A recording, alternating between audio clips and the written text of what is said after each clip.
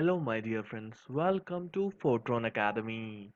My name is Harshwats, and today I am going to tell you how to record and run macros in Microsoft Excel. Now, let's go forward and talk about the point to be discussed in this video. As you have guessed from the headline, in today's video we will discuss about 3 points. In the first point, I will tell you how to record macros. In the second point, I will tell you how to modify the data while macros is recording. That means you are formatting your data. After that, in the end, we will cover how to run macros. Now let's go forward, and before going forward, I will tell you what is macro recording. So the macro recorder is a very useful tool included in Excel VBA. Records every task you perform with Excel. All you have to do is record a specific task once. Next, you can execute the task over and over with the click of a button. The macro recorder is also a great help when you don't know how to perform or program a specific task in Excel VBA. Simply open the Visual Basic editor after recording the task to see how it can be programmed. Unfortunately, there are a lot of things you cannot do with macro recorder. For example, you cannot loop through a range of data with a macro recorder.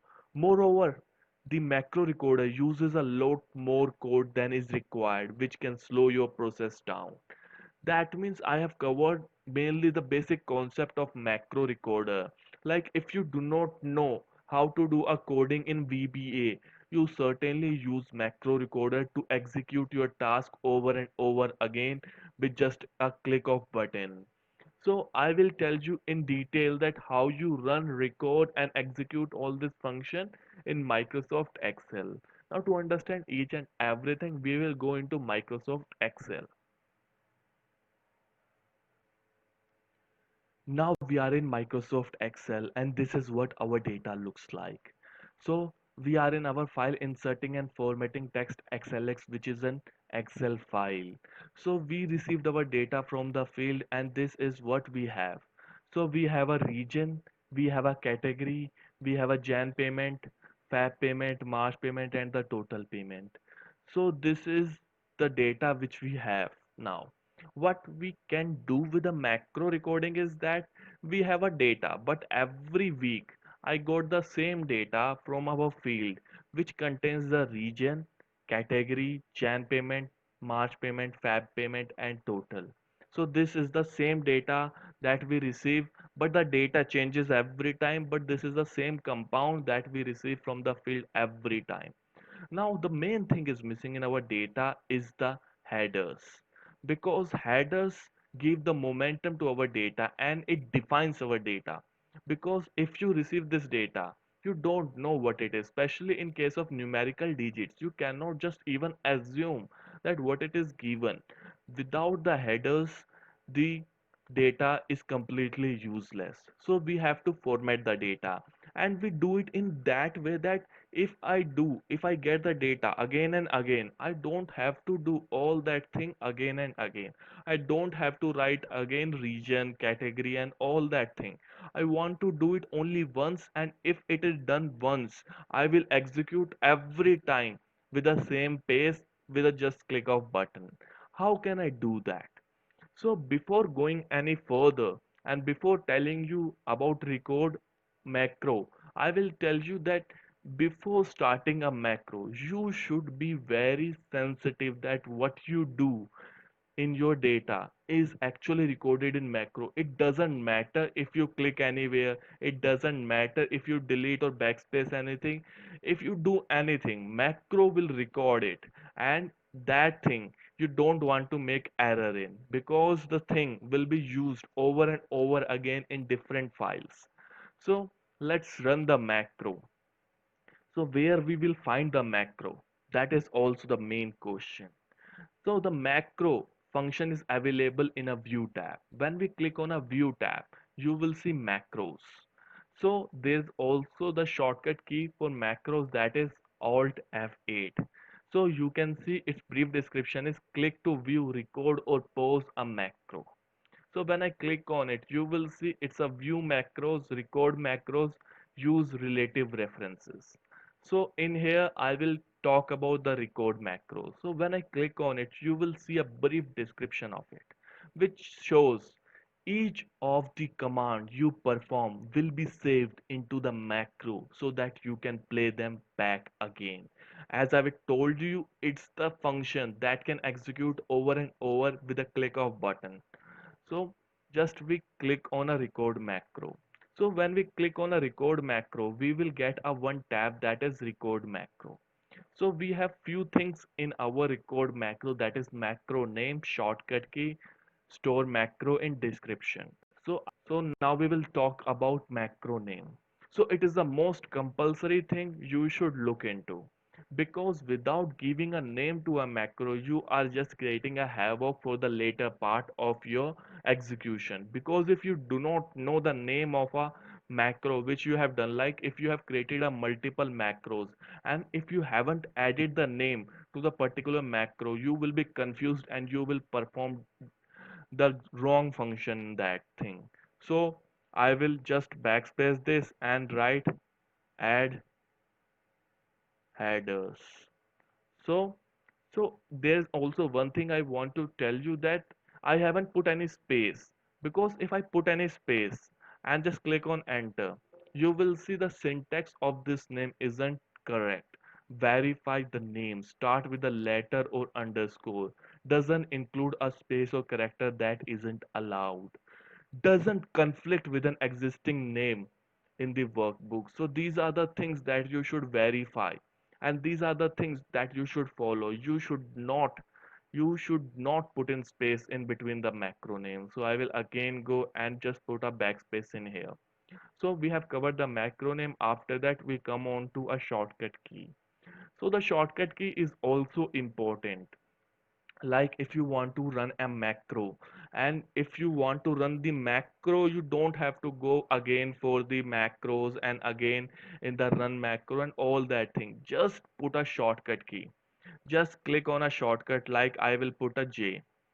So if I click on control and J, the same macro will be executed on that file. So this is the main thing that you should remember, because giving a shortcut key will make your work easier for you. And if you want to enter the shift in it, you can also do that. So when I again click on shift and J combinedly, we will enter the shift with it. So this is how you do it. So I will just again backspace it and put on J only. So you should know that what you can do, because you can also go with the shift, because most of the persons, actually if you have a lot of macros, so your macro shortcut key is not, should not be collaborating or colliding with each other. So you should also use shift if required. And after the shortcut key, we will talk about the store macros in. So this is one of the compulsory things. So in store macros, we have three options. One is personal macro workbook. There is another is new workbook and this workbook. So what's the difference between three of them? So first of all, personal macro workbook is actually a workbook that runs in a background which is personal to you. So it doesn't matter which file you are on, it doesn't matter which Excel you are using. If you save something on a personal macro workbook, it will be saved on your system in a background. So you won't able to see that thing, but it is actually happening in the background. So this is personal macro workbook. After that, we have a new workbook. So in new workbook cases, like if I perform certain thing, like I am performing this add headers, and if I click on new workbook, the macros when it start recording, it create a new workbook. In the new workbook, it execute those function, it write those VBA, which is actually I am typing in all these things. So if you want to send someone the data, and if you want someone to have the macros you have, you should do all that thing in this macro workbook. So the macros which you record is saved within this file only. So that depends on the file and its requirement. If you want to do it for the personal work, that should be used for the personal macro workbook. Like if you are doing with the different files, if you are having a different files and performing the same function, you should surely save in a personal macro workbook. And if you are using, and if you have to send that file to anyone, you should use the this workbook. Or if you want to just separate everything, you should go with a new workbook. In our case, I will go with this workbook. When I click on this workbook, after that we get into the description. So description is a generally brief statement that what this macro is all about. Like I am writing this macro, I know what this macro is all about, but if in case I send it to someone else and that person want to run the macro, and from the macro name he doesn't get able to know that what it is and what function it performs, so it will be confusing for him. So in that case, always give a description. So I will give a description, automation in which a header is added. So this is generally the brief description, like it is an automation in which add header is added. So that is all right with me. So just remember, if I click on OK, it will start recording. So just be careful what you are doing after clicking on OK. So I just click on OK. After that, we will go into the A3 cell and we will write region. After just put on tab, we will go into B3. Now this is category. After that, this is Jan, this is Fab, this is again March, and this is total. So now we have defined our headers. Now we will make few changes in our header, thus defining by just putting it some color. We will go into the home tab. We will fill it with colors like this color. Again, I will put my font in white and again make them bold. If you want to go with italics, you can do that. And after that, we will do it center align. So this is how I have created a headers for my file. Now, after doing everything, you should look into here that this is a macro stop button. So stop recording is one of the compulsory thing after doing everything. Like if you have executed every function you want to know the file you want to save for the macro recording. So after doing that, in our case, like I want to add the headers. I have done everything by center align, giving it italics, giving it bold. And if you want to even increase the font size, you can do that. After that, just click on the stop recording. Like I have done with everything, just click on stop recording. So after clicking on stop recording, so we are done with it. So now we have our headers in this file. But the headers we have, but how you run that? Now we know how to record our macros and how to execute certain function and in detail about everything, how to change it. Like I will give you an example now how to run it. Like if I go into my second page, which is run macro, we have the uh, data. We have the same data with a little bit changes which we have get from the field. Now we have this data and I want to run the macro in this page. How can I do that? That is quite simple, my friends.